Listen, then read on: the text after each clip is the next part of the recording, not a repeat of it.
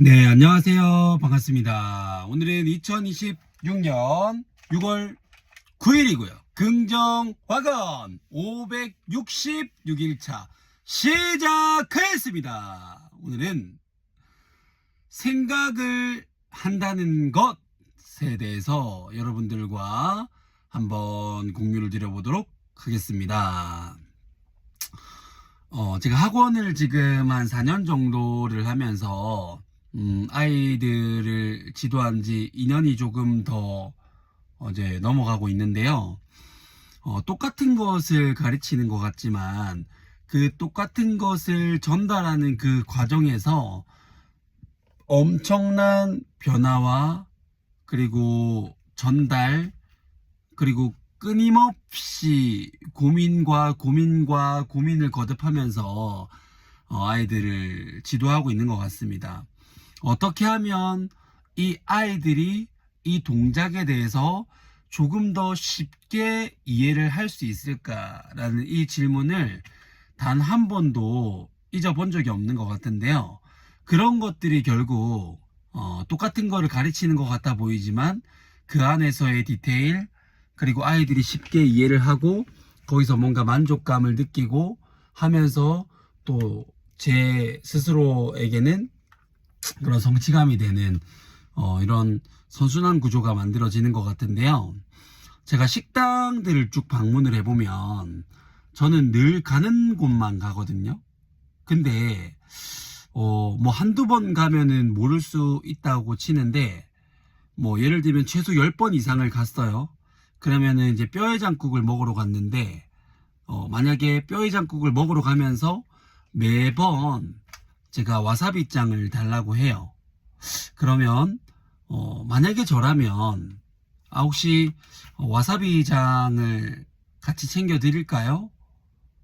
라고 물어볼 것 같아. 와사비장 아니면은 와사비 찍어 드시던데 요 같이 챙겨 드릴게요 라고 하면은 고객 입장에서는 감사합니다 라고 하면서 나를 기억하고 있구나 라는 그런 생각을 하겠죠. 물론 또 이렇게 얘기를 하면은 기억해 주지 않는 사람이 좋다라고 얘기를 하지만 그러면 내가 와사비장이 필요했을 때 또 배를 누르거나 사장님한테 가서 요청을 해야 되잖아요. 그러면 사장님은 2번, 3번 왔다 갔다 해야 되는 부분이고, 그리고 평소에 김치를 좀 많이 먹는다라고 하면은 애초에 담을 때 김치를 조금 많이 담고 그 김치를 많이 드시는 것 같아서 평소보다 조금 더 담았습니다. 넉넉하게 푸짐하게 드세요 라고 한다든지, 아니면 갖다 주면서 혹시 김치가 더 필요하시면은 언제든지 말씀해 주세요 라고 한다든지,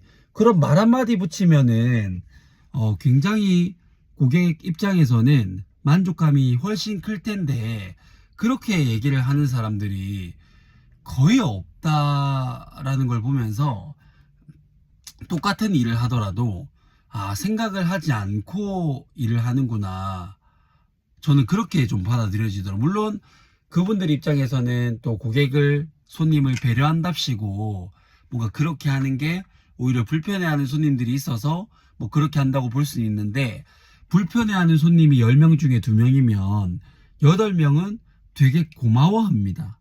일반적이라면 그렇단 말이에요. 일반적. 그러면은 그 2명의 불편함 때문에 8명에게까지 불편함을 전가시킬 게 아니라 그 8명을 만족시키고 2명의 불편한 사람들은 우리 고객이 되지 않는다, 이렇게 가야 되는 게 맞는 거죠. 근데 거의 대부분 그렇습니다. 근데 얼마 전에 제가 추어탕을 먹으러 갔는데 그 면 많이 삶아서 드리면 괜찮으시죠? 라고 물어보더라고요. 그래서 제가 원래 추어탕을 먹으러 가면은 면을 아주 조금만 삶아서 그냥 맛보기용으로 주는데 이거를 더 삶아 달라고 하면은 더 추가로 면을 많이 준다는 거를 최근에 알게 되었습니다. 그래서 몇 번 요청을 하니까 이제 방문을 하면은 거기 이제 서빙을 보시는 이모님께서 그 밥 하나 있는데 면 좀 많이 삶아가지고 내주세요 라고 이렇게 얘기를 하고, 그리고 저한테 면 많이 삶아서 드리면 되는 거 맞죠? 라고 이렇게 얘기를 합니다. 그러면 당연히 제 입장에서는 고마울 거잖아요. 엄청 편하고. 그러니까 그런 것들이 결국 아무것도 아닌데 조금만 생각하면은 누구나 할 수 있는 건데 그런 것들을 안 한다. 근데 그걸 한다고 매출이 느냐? 늘 수도 있고 아닐 수도 있습니다. 그런데 그 말을 던지지 않으면은 매출이 늘지 않습니다. 근데 그 말 한마디, 그런 한마디 쿠션 멘트를 한마디 더 던지는 것 때문에 매출이 조금이나마 상승할 수 있다라고 하면은 안 할 이유가 없겠죠. 생각을 하면서 일을 한다는 것은 저는 이런 거라고 생각을 합니다.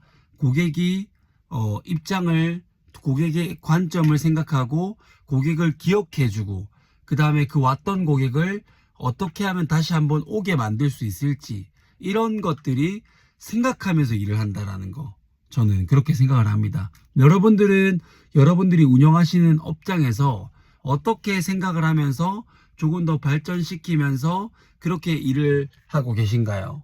그 질문을 던지면서 오늘 영상은 마무리하도록 하겠습니다. 제가 준비한 것은 여기까지고요. 첫 번째, 나는 나 자신을 사랑한다. 두 번째, 나는 내가 좋다. 세 번째, 나는 무한한 잠재 능력을 가지고 있다. 네 번째, 매일매일 성장하고 감사하는 삶을 살아간다. 다섯 번째, 나를 구하는 유일한 길을 세상을 이롭게 하는 것이다. 여섯 번째, 나의 정체성은 연봉 2억 원을 버는 창원풋살 아카데미 경영자 잘될 운명 황치훈입니다. 반갑습니다. 일곱 번째, 황치훈은 잘될 운명입니다. 여덟 번째, 난 운이 정말 좋은 사람이다. 아홉 번째, 황치훈은 잘할 줄 아는 사람입니다. 열 번째, 창원풋살 아카데미는 대한민국 최고의 유소년 아이들 육성에는 세상에 단 하나밖에 없는 올리원 클럽이 됐고 축구와 풋살 부문에서 1등이 되는 클럽이 됐다. 11번째, 창원풋살 아카데미 매출 5천만원, 선수반 100명 달성했다. 12번째, 땅 5천평 규모의 부동산 가치 100억 원의 규모를 가지고 있는 풋살이즈 라이프 사업체를 운영하는 사업가가 됐다. 13번째, 창경군 풋살연맹 최초로 유청소 FK 실내 풋살리그를 개최한